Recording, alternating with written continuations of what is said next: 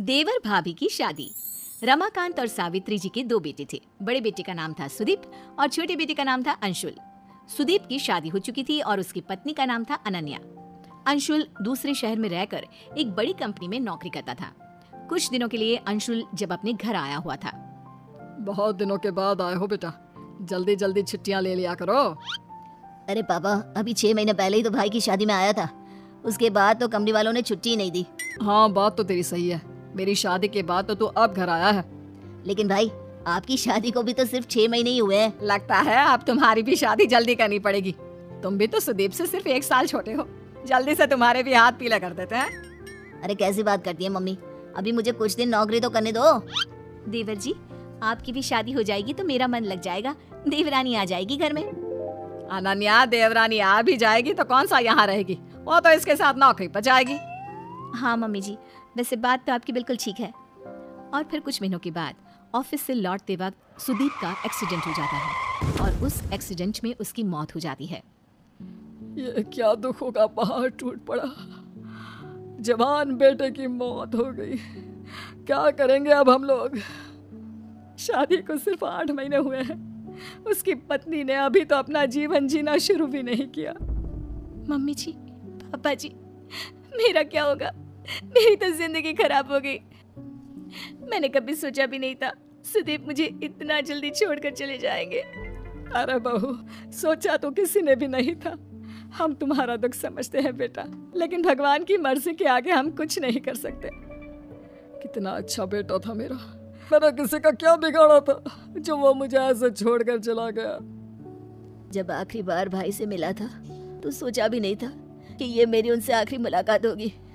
इतने खुश थे भैया, मेरी शादी की बातें कर रहे थे। पूरा परिवार कुछ दिन इसी तरह दुखी रहता है।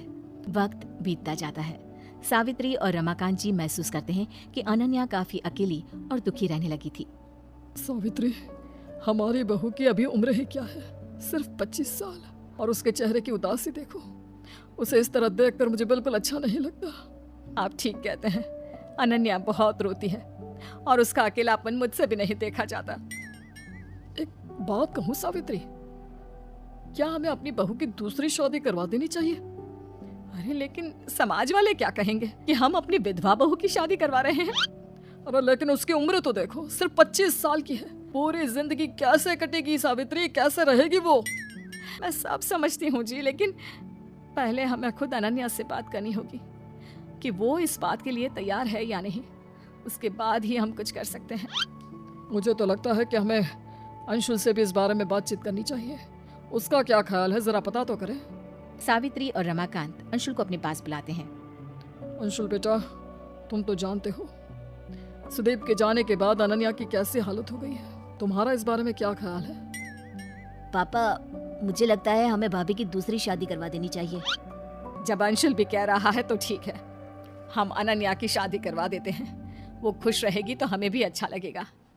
रमाकांत और सावित्री अनन्या के लिए लड़का ढूंढते हैं, लेकिन अनन्या के विधवा होने की वजह से कभी उन्हें बहुत ज्यादा उम्र का लड़का मिलता तो कभी कोई अच्छा लड़का मिलता ही नहीं। इस बात से रमाकांत और सावित्री अच्छे खासे परेशान हो जाते हैं।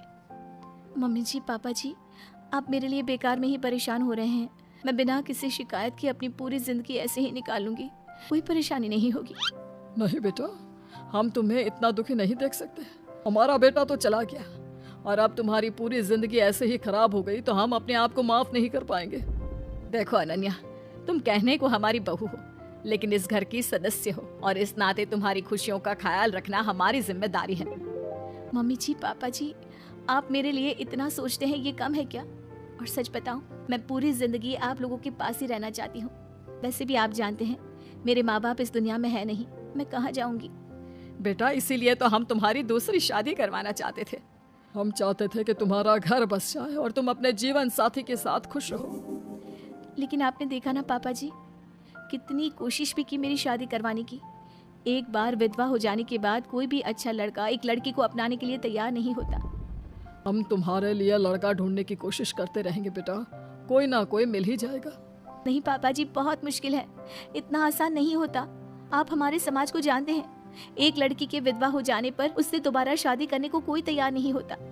मैं जानती हूँ लोग मेरे बारे में क्या बात करते हैं, रिश्तेदार, अड़ोस पड़ोस के लोगों को बात करते हुए सुना है मैंने। सब कहते हैं कि 1 साल के अंदर ही मैं अपने पति को खा गई। मेरे आते ही आपके बेटे और मेरे पति की मौत हो गई। नहीं नहीं भाभी, ऐसा नहीं कहते।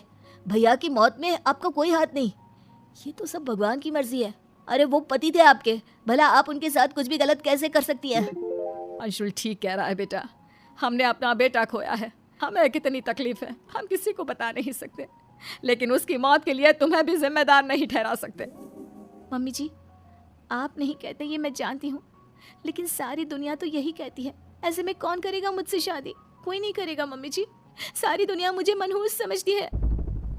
मैं करूँगा आपसे शादी, मैं आपको हमेशा इसी घर में रखूँगा। आप इस घर में रहना चाहती है ना, मम्मी पापा के साथ, हमारे साथ? ठीक है, मैं आपसे शादी करूँगा भाभी।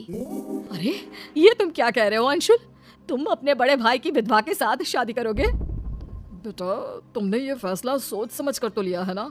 अरे कैसी बात कर रहे हैं आप? अपने बेटे को रोकने की बजाय उससे पूछ रहे हैं कि फैसला सोच समझ कर लिया है। लेकिन मम्मी, आपको इस बात से क्या एतराज है? देवर जी, मेरी वजह से आप अपनी जिंदगी खराब करने की कोशिश मत कीजिए। मैं जानता हूँ आप मेरी भाभी हैं और एक पत्नी का रिश्ता मेरे साथ शुरू करने में आपको बहुत मुश्किल होगी, लेकिन फिर भी मैं इसके लिए तैयार हूँ। तुम्हारा दिमाग खराब हो गया है क्या? तुम्हारे बड़े भाई की मौत हो गई है और ये उसकी पत्नी है, उसके साथ शादी करके तुम चाहते हो कि घर में फिर से कुछ गलत हो जाए? देखा मम्मी, सारी दुनिया गलत तो नहीं कहती। जब हमारी खुद की सोच ही ऐसी है तो हम दूसरों को क्या समझाएंगे? सावित्री, अंशुल ठीक ही तो कह रहा है।